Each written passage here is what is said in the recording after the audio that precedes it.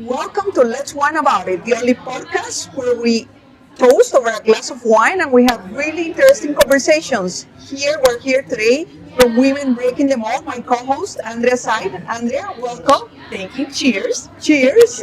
And we have a very special group of ladies, and I would love for each one of you to introduce yourselves to our audience and tell us where you're coming from. And I know that you come from a very, very important, meaningful organization to the plastics industry. So, Whitney, why don't we get started with you? Absolutely. Thank you so much. My name is Whitney Taveras. I'm the Senior Director of Industry Engagement at the Plastics Industry Association. I've actually been with the association for almost 10 years now. November 9th is my anniversary, but we support the entire plastic supply chain. So we empower our equipment manufacturers, recyclers, processors, and material suppliers, and support their needs in the industry. How many members? We have about 700 members at this point. 700, Yep. Wow, that's amazing. Yeah. And just North America or? No, so we're worldwide. One of our biggest events is NPE. It's the largest plastics trade show in the Americas. It happens every 3 years. Yeah. So the next event will be in May of 2027. 27. Yeah, we're looking forward to it. Yes, we're already preparing. Yes. Orlando, here we come. Yeah, exactly. Oh, Mendy. My name is Mendy Gordon. I am the Director of Market Development and at GEHR Plastics. We're a manufacturer of semi-finished plastic products in Philadelphia, Pennsylvania. Well, welcome. Yeah, fantastic. Chiara. Chiara Matriccino, Plastics Industry Association, relatively new, started about 7 months ago, and I am the Senior Manager of Digital Production. Wow, that's fantastic. And you have to tell us about your podcast so that our audience can follow you. We're not there yet, but recycling is real. That is a initiative that we can absolutely, the audience can follow right now. But we're hoping to roll out a lot of different podcasts and video series within the upcoming months, and I would say give it a year, and we'll have a lot to follow. Oh, fantastic! I can't wait. Yeah. Women Breaking the Mold 2026. That's where you will be hosting us. Yeah, that would be great. Well, we're partnering, you know. Yeah, absolutely. Cross collaboration. Yes. The partnership being developed in real time. Right. Yeah, fantastic. And Erin? Hello, everyone. Erin Hass. I work at the Plastics Industry Association and I do government affairs. So we make sure that our plastics members can do everything they do every day since we have big targets on our back. Everyone wants to ban all things plastic, but we're here to talk about tax-based American manufacturing and real jobs. So Yeah, it's absolutely. great stuff. And there is so much to talk about. There is, and we have to tell that story. Yes, absolutely. Yeah, absolutely.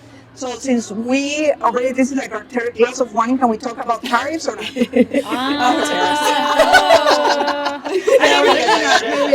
mean, we absolutely can. It's just one of those things that, on a state-by-state basis, I think it's really important that, we harness, like, the federal delegation with said company that's in Ohio or Pennsylvania or wherever, and make sure we're making the right points with the right elected members so we don't alienate ourselves or get into trouble. Yeah. It's a huge education process. It is. Everybody's trying to figure out what's going on, and so, I think And I would tell educating you, is... as a 25-year veteran of the nation's capital, that sometimes the leaders don't know what's going on, and it's our job to break that down for everyone and say, everyone calm down, take a breath.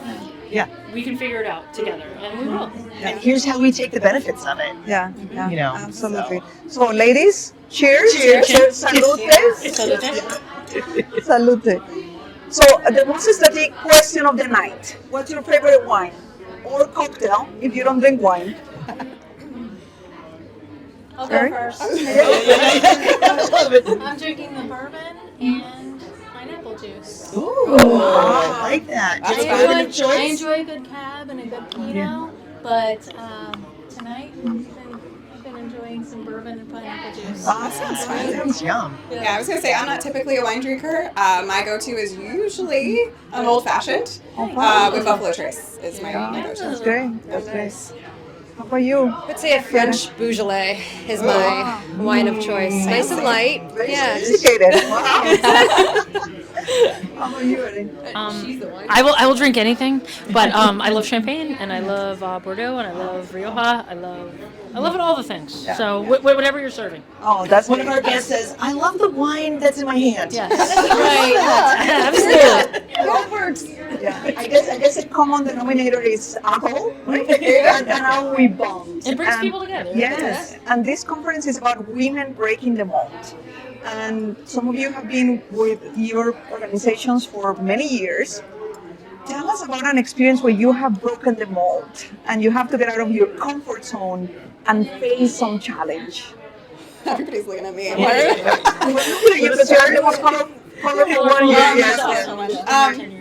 Yeah, so I actually started out in our accounting and finance team, and I did that role for about 7 years before I transitioned to my industry engagement role that I'm in now. And funny enough, the equipment members that I support were actually the ones who suggested that I step into this role. But I think breaking the mold is being in this role and being one of the very few women in the association that has led the equipment council. So it's majority men, working my way to try to make that change, be that change maker, to bring more women into the fold in the leadership roles.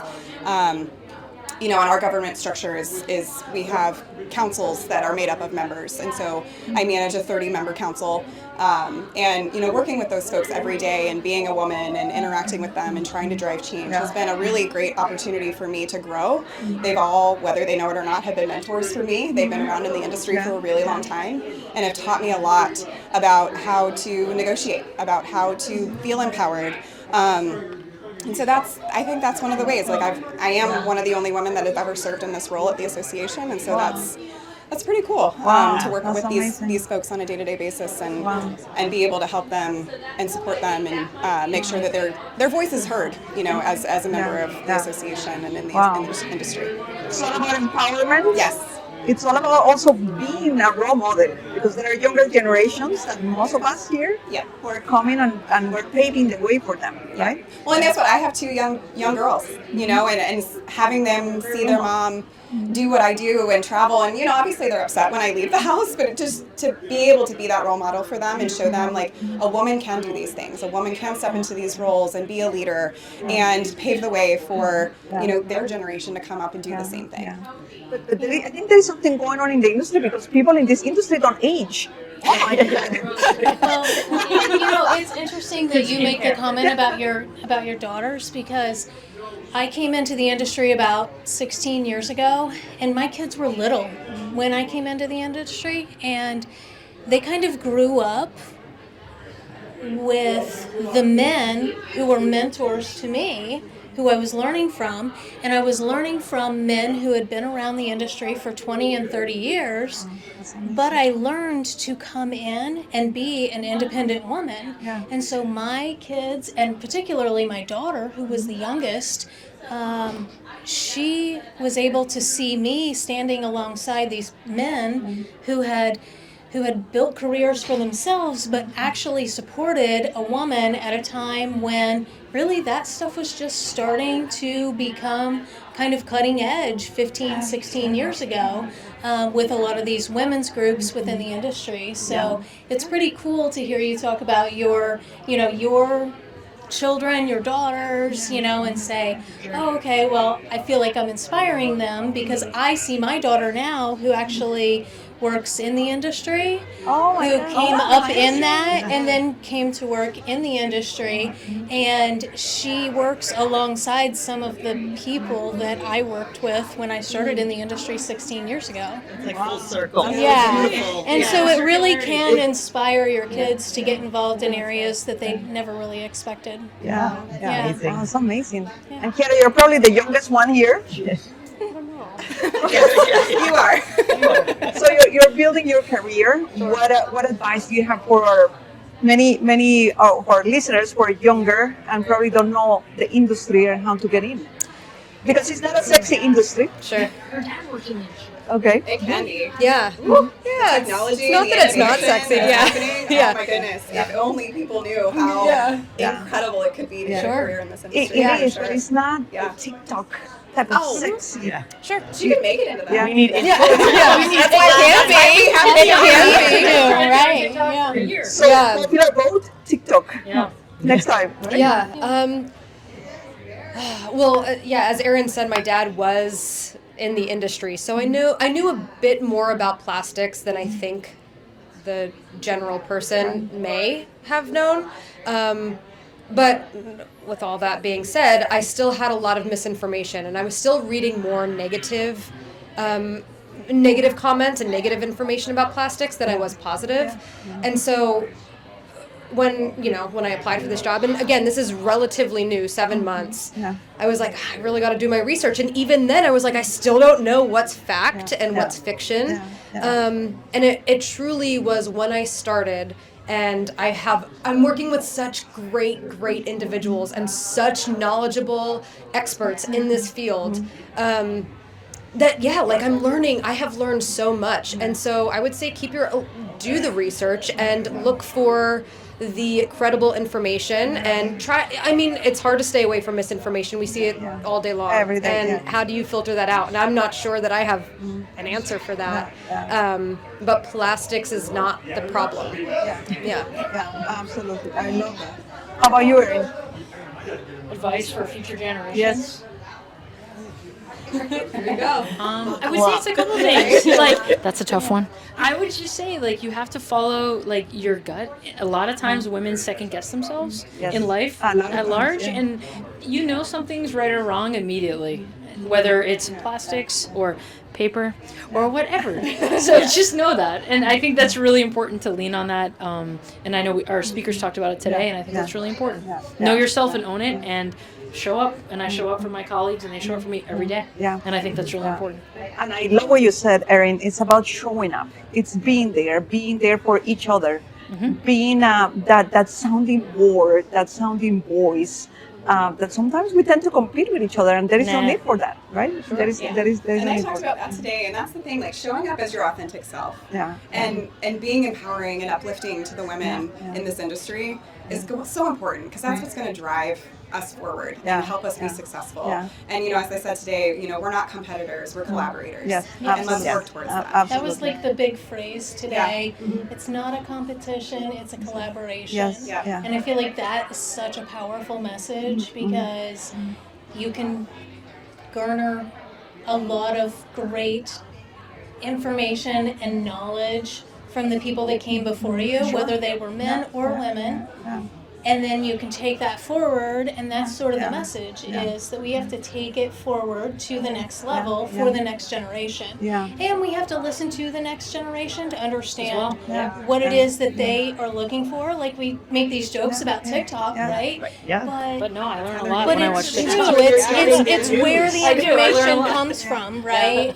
And I think back to maybe 5 years ago, watching the news one night after something else had gone off of the TV with my daughter, and she was like, "Oh, the news is like little TikToks." And I was like, "Wow, I never thought about it like that." But it sort of is. It's like, let's go out to Erin in the field, and then it was like 10-second little blurb, and then they're like, "Back to you in the studio." But that's how she saw it.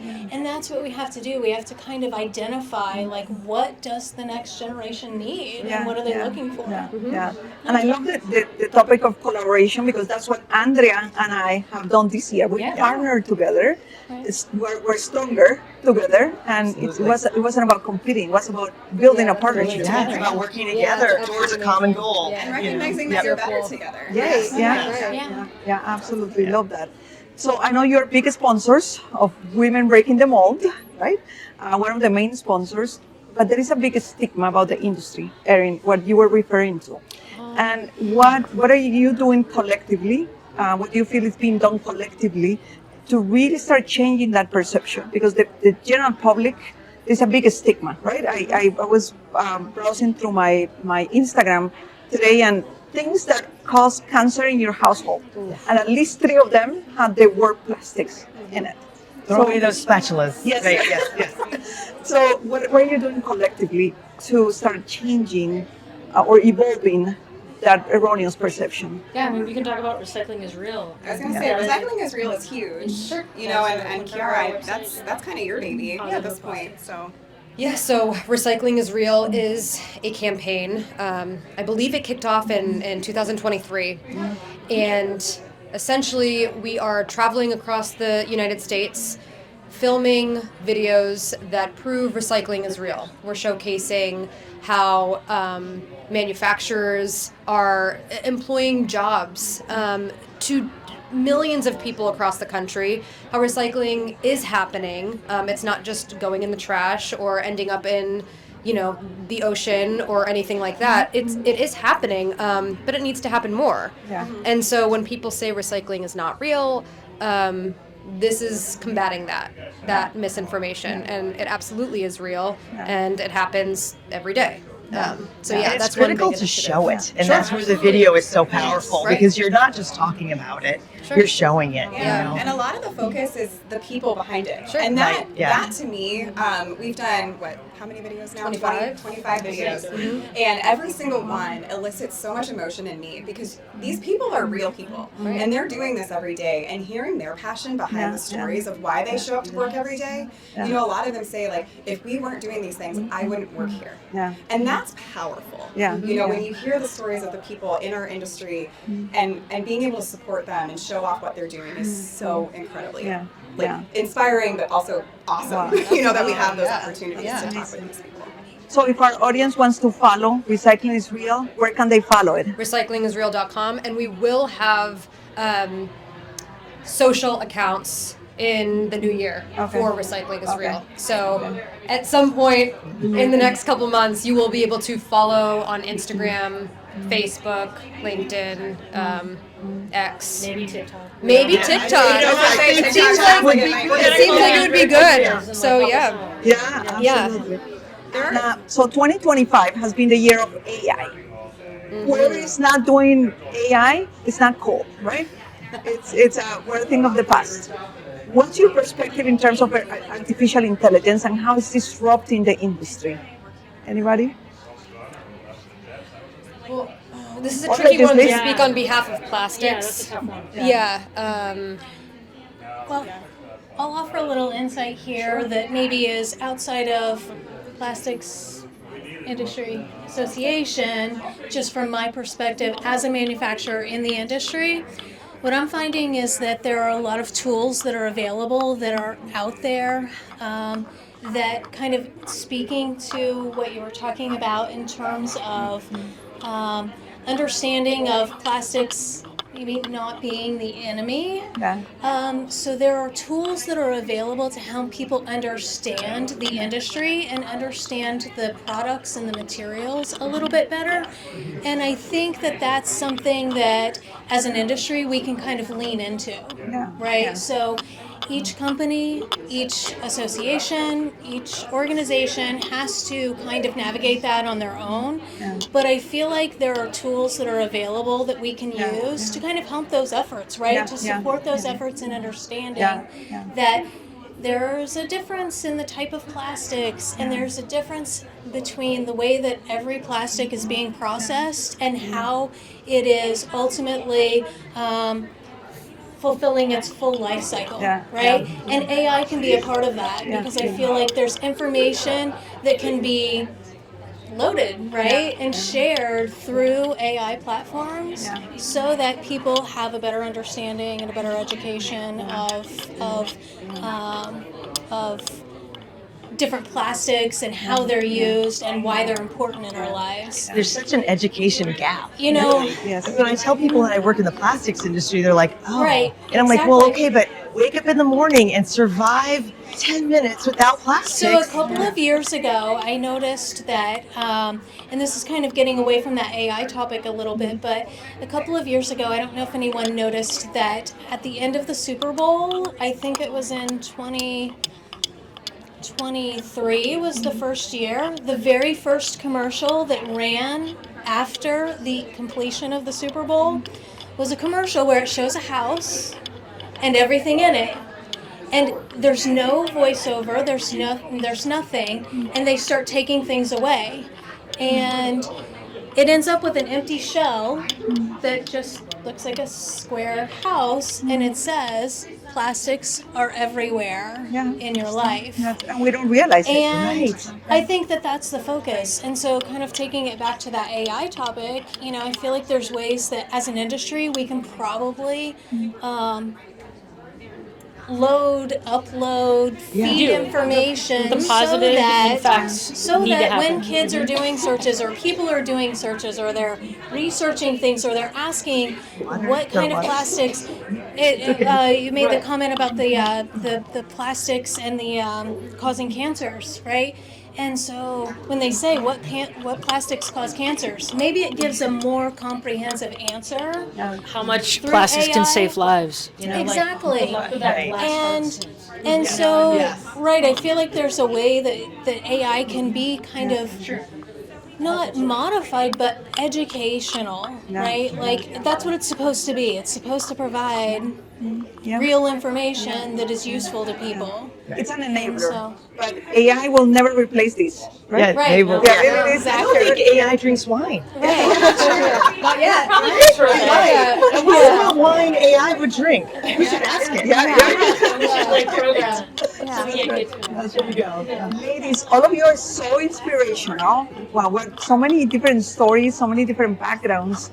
Any closing messages that you want to leave for our audience, whether it's about the industry, your different organizations? What would you like to leave us? And you're in a tough position. You have a tough job, Erin. No, it's hard, but I would just say that we are passionate. We are here for you, as representing the entire value chain. So know that we are invested, and I think that comes through when. If I'm at a State House or I'm on Capitol Hill, we're here to represent the industry and we're not going anywhere. So, cheers to that. That's fantastic. Cheers to that. Where can our audience find you? I'm in Washington, D.C. So No.